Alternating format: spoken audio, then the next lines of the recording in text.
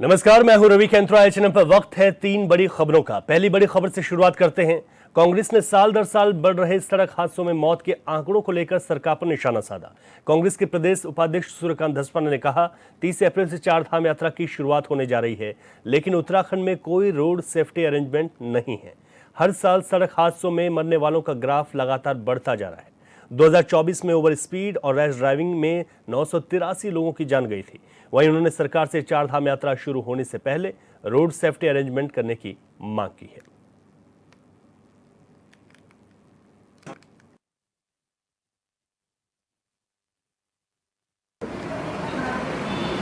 देखिए, road safety arrangements पूरे पहाड़ में बहुत कमजोर है। अभी अप्रैल का महीना चल रहा है और 275 लोग अपनी जान गंवा चुके हैं राज्य में रोड एक्सीडेंट्स में अब तक। पिछले साल 983 लोगों ने जान गंवाई। अगर आप 5 साल का आंकड़ा देखेंगे 2020 से लेकर 2025 तक, तो राज्य में 1000 व्यक्ति प्रतिवर्ष उनकी मौत हुई है रोड एक्सीडेंट्स में। रोड सेफ्टी अरेंजमेंट्स बहुत लचर हैं। सरकार को चारधाम यात्रा से पहले पूरे राज्य की रोड सेफ्टी अरेंजमेंट्स को पुख्ता करने चाहिए। यात्री जो आवे दर्शन के लिए वो सुरक्षित जाए, ये हमारी जिम्मेदारी है। सरकार उस काम को करे।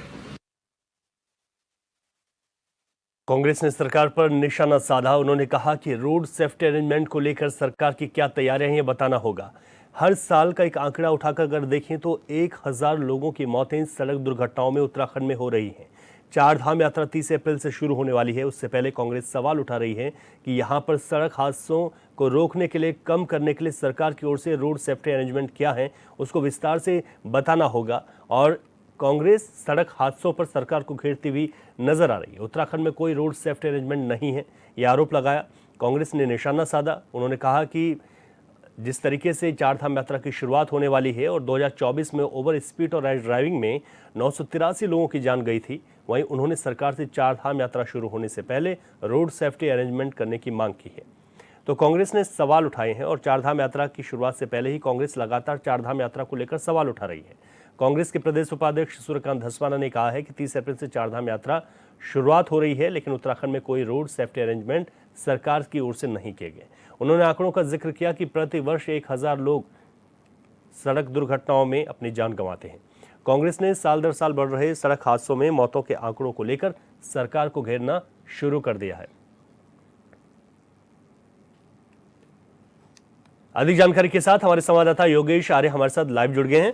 योगेश, रोड सेफ्टी अरेंजमेंट को लेकर कांग्रेस सवाल उठा रही है। चार धाम यात्रा बहुत जल्द शुरू होने वाली है। कांग्रेस के क्या आरोप हैं, विस्तार से बताएगा। देखिए रवि, बिल्कुल जिस तरह से चार धाम यात्रा शुरू होने जा रही है और 30 अप्रैल से इस यात्रा का आगाज़ हो जाएगा, ऐसे में रोड सेफ्टी मामले को लेकर हो या चाहे अन्य व्यवस्था को लेकर हो, लगातार कांग्रेस सरकार को घेरने का प्रयास कर रही है, निशाना साधते हुए नजर आ रही है। एक बार फिर क्या जो सड़क का सुरक्षा के मामले हैं उसको लेकर के कहीं ना कहीं जो प्रदेश उपाध्यक्ष हैं सूर्यकांत धस्माना, उन्होंने सवाल खड़े किए हैं। उन्होंने कहा कि रोड सेफ्टी के मामले में अगर देखा जाए तो जो है तैयारियां नहीं हैं और ऐसे में पिछले अगर आंकड़े उठाकर देखे जाएं तो आंकड़े जो है कहीं ना कहीं डराने वाले हैं। उन्होंने कहा कि 983 के लगभग जो है पिछले 2024 के आंकड़े रहे हैं जिनमें जो है सड़क दुर्घटनाएं हुई हैं और ऐसे में चार धाम यात्रा पर जाने वाले तीर्थयात्री हैं, उनकी सुरक्षा का जिम्मा जो है वो कहीं ना कहीं सरकार पर है और जब वो सुरक्षित आएँ और सुरक्षित जाएँ, ये प्रतिबद्ध कहीं ना कहीं सरकार को दिखाना होगा और प्रतिबद्धता दिखानी होगी और ऐसे में रोड सेफ्टी मामले को लेकर के जागरूकता दिखानी होगी। कि फिलहाल अगर ऐसे में चारधाम की जो तैयारियों को लेकर बात करें तो देखिए रवि, उसमें रोड सुरक्षा समिति जो बनाई गई थी उसमें परिवहन विभाग ने कई ऐसे ब्लैक स्पॉट चिन्हित किए थे जहां पर जो है उनको सुधारने के लिए और सड़क दुर्घटना में ये कहा गया था कि यहाँ पर सड़क दुर्घटनाएं पहले काफ़ी हुई हैं, इनको सुधारने की आवश्यकता है। तो उसको लेकर के काफ़ी सुझाव जो है वो अन्य अन्य विभागों को दिए गए थे, चाहे वो PWD विभाग हो, CWD विभाग हो, चाहे उसके लिए जो अन्य विभाग है, NHAI के विभाग है, तो तमाम विभागों को जो है पत्र जो है परिवहन विभाग की ओर से लिखा गया था और उन्होंने बताया था कि करीब 500 से अधिक वो ऐसे स्पॉट्स थे जहाँ पर जो है सड़क दुर्घटना मानी जा रही थी कि हो सकती है और उनमें काफ़ी सुधार जो है वो देखने को मिला है, क्योंकि जो है आने वाले वक्त में अब चार धाम यात्रा शुरू होने जा रही है। तो ऐसे में ऐसे स्पॉट्स को चिन्हित करना परिवहन विभाग की जिम्मेदारी थी और उन पर कार्य करना अन्य विभागों की जिम्मेदारी थी, जिनको पत्र लिखकर उन्होंने कहा था और इस पर जो है काम भी हुआ है। लेकिन रोड सेफ्टी के मामले में जिस तरह के पिछले आंकड़े रहे हैं उनको लेकर के कहीं ना कहीं कांग्रेस जो है लगातार सरकार को घेरने का प्रयास कर रही है। जी रवि। बिल्कुल योगेश, आपने ठीक कहा कि कांग्रेस सरकार को घेरने का प्रयास कर रही है और सबसे बड़ी बात यह भी है कि चार धाम यात्रा की शुरुआत होने वाली है, लेकिन इस शुरुआत से पहले कांग्रेस ने प्रेस कॉन्फ्रेंस करके और उनके बड़े नेता सरकार से पूछ रहे हैं कि रोड सेफ्टी के लेकर आपके पास क्या तैयारियां हैं।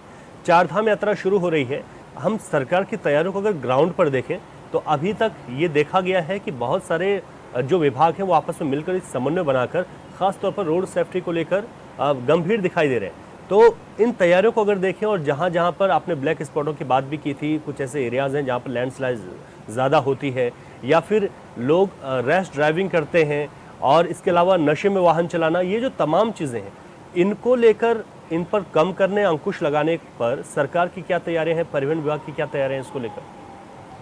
हाँ देखिए रवि, बिल्कुल इसको लेकर के जिस तरह से पहाड़ी इलाकों की अगर हम बात करें तो पहाड़ी इलाकों पर जो है कई बार जो है हम देखते हैं कि तेज़ रफ्तार से गाड़ी चलाई जाती हैं या नशे में जो है कहीं ना कहीं वाहनों को चलाया जाता है, तो वो कहीं ना कहीं दुर्घटना का एक बड़ा कारण बनते हैं। और उसी को देखते हुए इस बार जो रोड सेफ्टी जो जिम्मेदारी दी गई है, परिवहन विभाग भी उसमें शामिल है और साथ ही जिस तरह से देखा जाए कि सुरक्षा समिति जो है उसका गठन किया गया था, वो तमाम जो है ऐसे स्पॉट्स को चिन्हित कर रही है जहाँ पर जो है वाहनों के टकराव होने की जो है कहीं ना कहीं स्थिति बनी रहती है, चाहे वहाँ पर वो तिर मोड़ की घटना का मामला हो या जो है ऐसे स्थान हो जहाँ पर काफ़ी जो है भयानक स्थिति में रहते हैं, तो वहाँ पर जो है कहीं ना कहीं जो है इस तरह के बोर्ड्स जो साइन बोर्ड होते हैं उनको लगाया जा रहा है कि दुर्घटना संबंधित क्षेत्र है, यहाँ पर आराम से चलिए। तो उसको लेकर भी और लगातार जो आने वाले तीर्थयात्री उनको जागरूकता करने के लिए अन्य भी इंतजाम जो है वहाँ पर किए जाएंगे और साथ ही साथ पुलिस प्रशासन जो है वो कहीं ना कहीं जो जोन में बांटा जा रहा है वहाँ पर जो है पुलिस व्यवस्था भी रहेगी, यातायात की व्यवस्था भी रहेगी।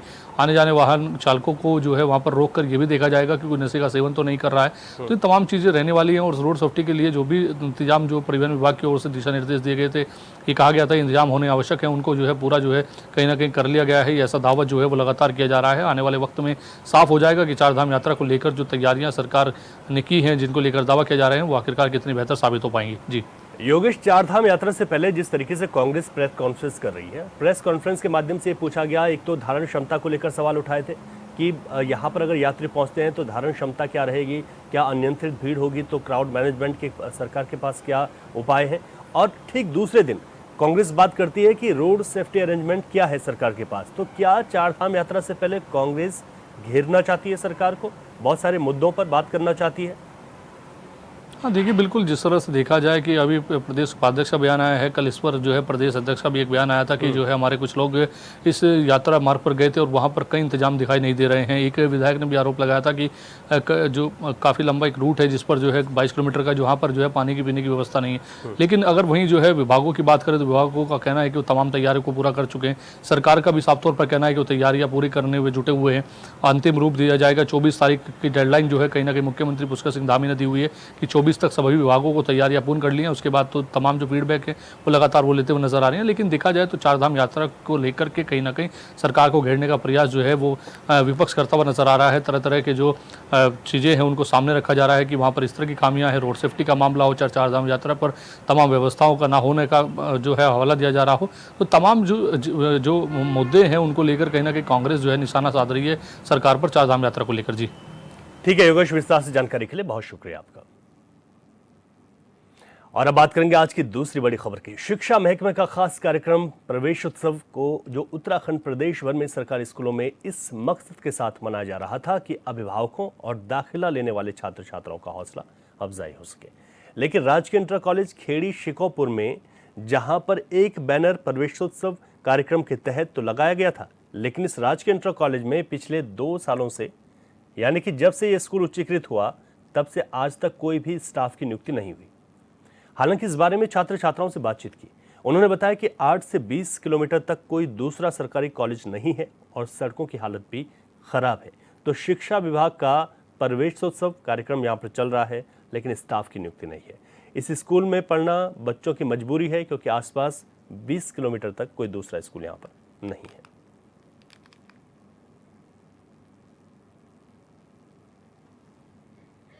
सब जानते हैं यहाँ पर 10th क्लास तक ही है। अगर यहाँ पे 11th का स्टाफ आ जाए तो हम यहाँ से कहीं और ना जाएं, तो यहाँ पे 11th का और 12th का स्टाफ आ जाए तो यहाँ अच्छी पढ़ाई हो जाएगी।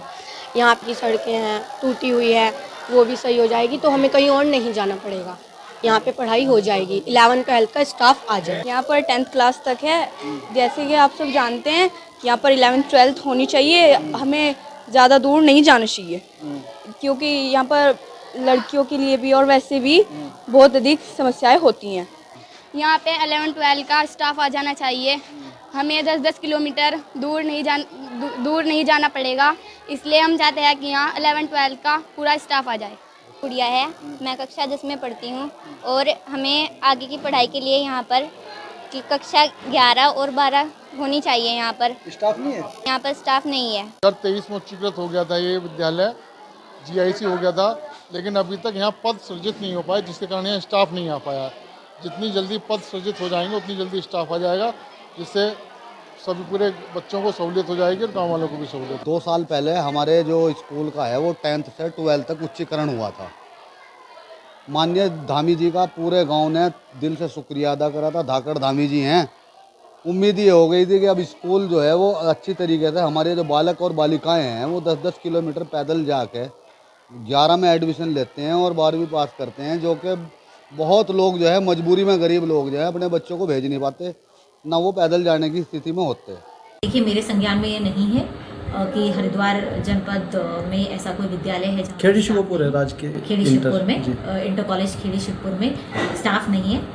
मैं जो भी आपने मुझे बताया है, मैं ये जो है ये आगे जो है हायर अथॉरिटीज़ के संज्ञान में इस बात को लाऊंगी, ताकि जो है अगर इस तरह की वहाँ समस्या है तो उसका निराकरण किया जाए। दिक्कत सबसे बड़ी दिक्कत है, क्योंकि यहाँ 8-10 किलोमीटर के एरिया में कोई भी ऐसा साधन नहीं है कि जो हमारे बच्चे बच्चियाँ चले जाएं। अभी उच्चीकरण तो हो गया, लेकिन यहाँ स्टाफ नहीं है, ना सरकार इस तरफ कोई ध्यान दे रही है, और हमारे बच्चे बच्चियाँ जो है कहाँ पढ़ें, किस तरह पढ़ें, क्या करें, कोई बात समझ में नहीं आ रही। और कई बार जो है इसके एप्लीकेशन भी लगा चुके हैं, लेकिन इस तरफ सरकार की कोई तवज्जो नहीं। इसी खबर विस्तार से जानकारी के साथ हमारे संवाददाता मुरसलीन अलवी इस वक्त फोन लाइन पर हमारे साथ हैं। मुरसलीन, शिकोपुर की अगर बात करें तो यहाँ पर स्टाफ की कमी है। कितना स्टाफ है यहाँ पर अभी मौजूदा वक्त में है, कितने अध्यापक हैं और बच्चों की संख्या क्या है, कितनी परेशानी हो रही है यहाँ पर, और स्टाफ ना आना अभी तक, इसके पीछे की वजह क्या मानते हैं? देखिए, मैं आपको बता देना चाहूंगा, पूरा मामला भगवानपुर तहसील के खेड़े शिकोपुर का है। राजकीय इंटर कॉलेज था, इसे 2023 में उच्चीकरण करा के इसको इंटर तक करा दिया गया था, जिसमें 11वीं और 12वीं के बच्चों ने एडमिशन भी लिया है। लेकिन एडमिशन लेने के बाद भी बच्चों को स्टाफ नहीं मिल पाया, जो टीचर है टीचर नहीं मिल पाया, तो उसे शिक्षा प्राप्त करने में काफी समस्या का सामना वहाँ पर बच्चों को करना पड़ रहा था। पिछले वर्ष कुछ बच्चों ने वहाँ पर अपना एडमिशन हटा के अपने दूसरे स्कूल में करा दिया गया है। लेकिन जब हमें सूचना मिलती हम वहाँ पर पहुंचकर हमने जो जायजा दिया है, जो वहाँ पर हमने बात की है ग्राम प्रधान से और ग्रामीण से बात की, इनका साफ तौर से कहना है तो उच्चीकरण तो आ दिया गया था, लेकिन यहाँ पर स्टाफ न पहुंचने से काफी समस्या का सामना यहाँ पर बच्चों को और ग्रामवासियों को करना पड़ रहा है। तो बच्चों का साफ तौर से कहना है कि 10 किलोमीटर दूर तक की भी कोई इंटर कॉलेज नहीं है। जब हमारा उच्चीकरण हुआ तो हमारे वहाँ पर कुछ देखने को मिली, लेकिन आप स्टाफ ना होने से काफी समस्या बच्चों को देखने को मिलती है। मुरसलीन, यहाँ पर आपने कहा कि स्टाफ की जो कमी है वो देखने को मिली है, लेकिन इस ओर किसी ने ध्यान नहीं दिया, जबकि इसका उच्चीकृत जब किया गया था विद्यालय को, उसके बाद से समस्या बनी हुई है। अधिकारी क्या कहते हैं यहाँ पर जिम्मेदार? आप अभी हम सुन रहे थे, उन्होंने कहा कि उनके संज्ञान में मामला ही नहीं है, तो क्या अधिकारियों को यही नहीं पता है, जिम्मेदारों को, कि किस स्कूल में कितना स्टाफ है? और अगर मामला संज्ञान में नहीं है तो क्या यहाँ से कभी लिखित में दिया गया कि यहाँ पर स्टाफ को बढ़ाया जाए? जो अपने ग्रामीणों से बात की, ग्रामीणों का साफ तौर से कहना है कि पिछले 2 वर्षों से लगातार हम अधिकारियों को अवगत करा रहे हैं। खंड शिक्षा अधिकारी की बात करें, जिला शिक्षा अधिकारी की बात करें, क्या शिक्षा मंत्री की बात करें, हमने लगातार लिखित में भी अवगत कराया है और लगातार अवगत करा रहे हैं, लेकिन इस ओर कोई ध्यान नहीं दिया जा रहा है। जो हमने बालिकाओं से बात की, बालिकाओं का साफ तौर से कहना है कि जब हमारा स्कूल उच्चीकरण कराया गया था, 11वीं और 12वीं की जो शिक्षा प्राप्त करने की बात की थी, तो कहीं ना कहीं जो बालिका है वो खुश नजर आ रही थी, लेकिन 2 वर्ष से वहाँ पर टीचर न पहुंचने से बालिकाओं के चेहरे पे मायूसी नजर आ रही है। और बालिकाओं का साफ तौर से कहना है कि अगर वहाँ पर टीचर जल्द नहीं पहुंच पाए तो कहीं ना कहीं हमारे जो शिक्षा हमारी अधूरी रह जाएगी। बिल्कुल ठीक बात है मुरसलीन, और शुक्रिया आपका। आपने बताया कि किस तरीके की स्थिति यहाँ पर बनी हुई है। हमारे साथ शफात अली जुड़ गए हैं, जो कि प्रधान प्रतिनिधि हैं। शफात जी, आपका बहुत स्वागत है चैनल पर। जी शफात जी, जो स्कूल की स्थिति बनी हुई है और शिक्षा विभाग एक तरफ प्रवेशोत्सव मना रहा है, दूसरी तरफ स्टाफ की कमी है, कितनी बार यहाँ पर कोशिश की गई कि स्टाफ यहाँ बढ़ाया जाए और किसकी जिम्मेदारी है ये कि जो यहाँ पर अपनी सबसे पहले तो मैं धन्यवाद देना चाहूँगा प्रमुख से, आपने हमारी मांग उठाई, हमारी पीड़ा सुनी। मैं ग्राम प्रधान प्रतिनिधि होने के नाते हमने 2 साल से जो है इसमें हम जोर आजमाइश कर रहे हैं। ये हमारा उच्चीकरण हुआ था इंटर कॉलेज का, और जी, जी। इसको विधानसभा पटल पे हमारे जो विधायक रवि बहादुर जी हैं जवालापुर, उन्होंने भी रखी थी ये बात।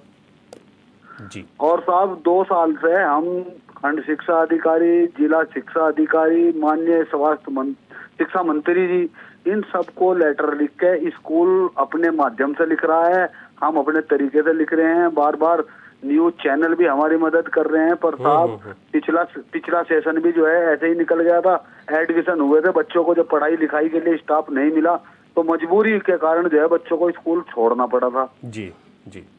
बिल्कुल शपात जी, बहुत शुक्रिया आपका। आपने बताया कि आप लोगों ने कई बार इस मामले में लिखा लेकिन कुछ नहीं हुआ। देखना हो कब तक इस पर कार्रवाई होगी। अब बात करेंगे आज की तीसरी बड़ी खबर की। लखीमपुर खीरी के जल जीवन मिशन योजना में भ्रष्टाचार को लेकर विपक्ष ने हमला बोल दिया। विपक्ष का कहना है कि अधिकतर परियोजनाएं अधर में लटकी हैं। जल जीवन मिशन योजना में जमकर बंदर बांट की जा रही है। सपा प्रदेश सचिव रेहान खान का कहना है कि जल जीवन मिशन कोयला घोटाले से 10 गुना बड़ा घोटाला है। गाँव के अंदर टंकी के निर्माण कार्य अभी पूरे नहीं हुए, गाँव में पानी नहीं पहुंचा, जनता पानी के लिए त्राही त्राही कर रही है। जल जीवन मिशन योजना सिर्फ कागजों पर ही पूरी दिखाई जा रही है।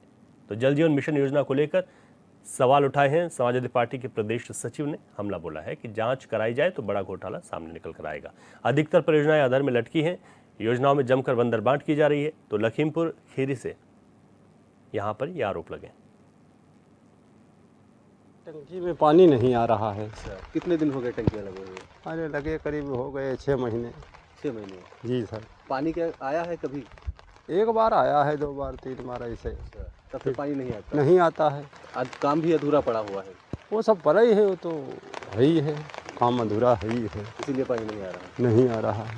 पानी तो पाइप फटी पड़ी हुई तो कोई संभाले नहीं आवत है। कितने बार पानी आ चुका है यहाँ पर? यहाँ एको बार नहीं आवा, 1-2 बार आवा जब बनी रही करके बस। उसके बाद पानी नहीं आया। हाँ, और पाइपें फटी पड़ी हुई हैं। काम अभी अधूरा पड़ा हुआ है। काम का देखे रहे हो आप लोग, देखते हो तो बस से। जल जीवन मिशन जो योजना है भारतीय जनता पार्टी की निजी योजना है, इसमें बंदर बांट बहुत तगड़ा किया जा रहा है। अब पूरे प्रदेश के अंदर इसकी इतना बड़ा घोटाला 2G 3G कोयला घोटाले से भी बहुत 10 गुना घोटाला बड़ा है ये। और अभी आप देख रहे हैं गाँवों के अंदर टंकी का निर्माण भी नहीं हुआ है और उनका सारा पेमेंट निकाल के ठेकेदारों खाते में चला गया है। और दिखाया ये जा रहा है जल जीवन मिशन के तहत गांव-गांव में पानी पहुंचा दिया गया।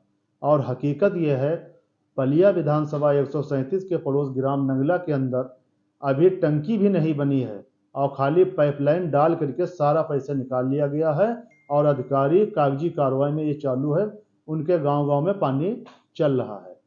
और हकीकत यह है गांव-गांव में किसी के घर में अभी तक जल नहीं पहुंच पा रहा है। जनता तराय तराय पानी के लिए कर रही है और सरकार अपने ठेकेदारों को फर्जी तरीके से उनको पैसे निकलवा करके और ठेकेदारों को लाभ पहुंचाने का काम कर रही है। और जल जीवन मिशन जो योजना चल रही है, एक गांव में नहीं सैकड़ों गांव के अंदर यही हाल है, जहां पानी ही नहीं आ रहा है और कहीं टंकी बनी है तो लाइन नहीं पड़ी है, लाइन पड़ी है तो टंकी नहीं है। ये सिर्फ घपला घोटाला है। इसकी निष्पक्ष जांच कराई जाए तो बहुत बड़ा ये घोटाला उभर के सामने आएगा।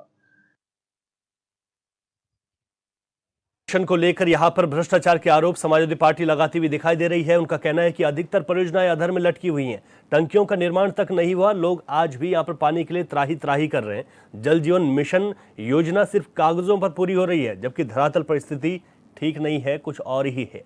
तो यहां पर योजना में जमकर बंदरबांट की जा रही है। समाजवादी पार्टी ने यहां पर बड़े आरोप लगाए हैं। हमारे संवाददाता शहनवाज गौरी इस वक्त हमारे साथ लाइव जुड़ गए, विस्तार से जानकारी लेते हैं। शहनवाज, लखीमपुर खीरी की जल जीवन मिशन से जुड़ी लोगों की समस्याओं को हमने आपके माध्यम से कई बार दिखाया। एक बार फिर से जेजेएम योजना पर यहां पर सवाल उठ गए और अब समाजवादी पार्टी भी लगातार सरकार पर निशाना साध रही है। क्या स्थिति है और क्या कहना है समाजवादी पार्टी का? देखिए रवि, आपको बता दें कि जल जीवन जो मिशन योजना है, उस मिशन योजना जो जिसकी कार्य अभी भी पूरी हो चुकी है, जो कि 2024 में उसका काम पूरा हो जाना था, लेकिन 2025 चल रहा है और अभी तक तमाम परियोजनाएं ऐसी हैं जहां पूरी तरीके से अधर में लटकी हुई है। क्योंकि आपको बता दें कि कहीं पर पानी की टंकी अधर में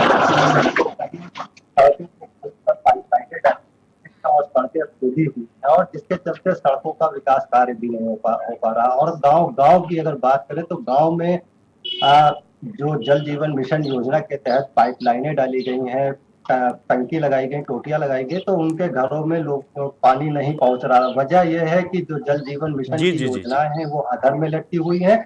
आपको बता दें कि एचएनएन पर जब खबर चली थी उसके बाद जो है भारतीय जनता पार्टी के लखीमपुर खीरी के 4 विधायकों ने अपनी ही सरकार के खिलाफ भ्रष्टाचार का आरोप लगाते हुए सीएम और पीएम को पत्र लिखा था और मांग की थी कि इस पूरे मामले में जांच की जाए इस पर। हालांकि इस पूरे मामले में जांच टीम आई थी, 3 दिन जांच हुई, लेकिन करीब 1 महीना बीतने को है, अभी कुछ जानकारी नहीं मिल पाई है कि जो 3 दिन के लिए जांच टीम आई थी उसमें क्या कुछ निकला। तो कहीं ना कहीं से साफ तौर पर अभी कहा जा सकता है कि जांच टीम पूरी तरीके से पर्दा डालने का काम कर रही है और यही वजह है जो विपक्ष इस पर अब हमलावर हो रहा है। समाजवादी पार्टी के प्रदेश सचिव का कहना है कि ये एक बहुत बड़ा घोटाला है, छोटा बड़ा घोटाला, और इसकी निष्पक्ष जांच की जाए। और अगर इसकी निष्पक्ष जांच की जाएगी तो एक बड़ा घोटाला सामने आएगा। रवि, आप जानकर चौंक जाएंगे क्योंकि जो जल जीवन मिशन के अधिशासी अभियंता है उनके सगे भाई नियम के अनुसार जो नियम को दरकिनार करते हुए अपने भाई को 263 परियोजनाओं पर कार्य करने के लिए दिया है और यही वजह है उनकी तमाम परियोजनाएं भी अधर में लटकी हुई हैं। जी रवि। बिल्कुल शहनवाज, और बहुत शुक्रिया आपका, आपने विस्तार से बताया। अब देखना होगा कि इस पर क्या कुछ कार्रवाई होगी जांच के नाम पर। 3 बड़ी खबरों में अभी के लिए इतना ही, इजाजत दीजिए, नमस्कार।